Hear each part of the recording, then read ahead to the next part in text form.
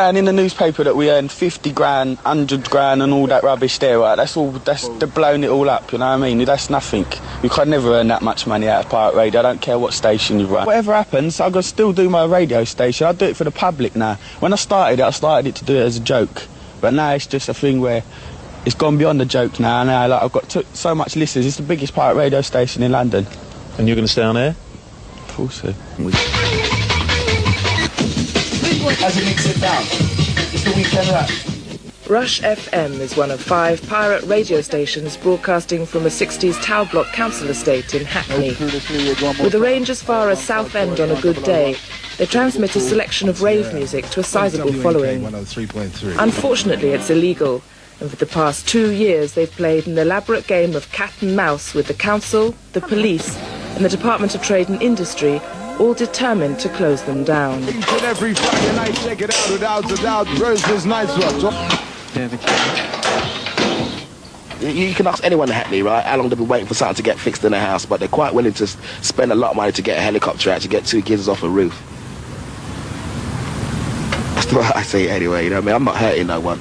Now, alarming evidence of the lengths radio pirates have taken to protect their stations. They've turned the tops of London tower blocks into fortresses. Police and council officials made the discovery when they tried to break into an apparently empty council flat in Hackney. In Hackney, in East London. The council are there to protect their property. In East London. The DTI to protect the radio frequencies, and the police to keep the peace.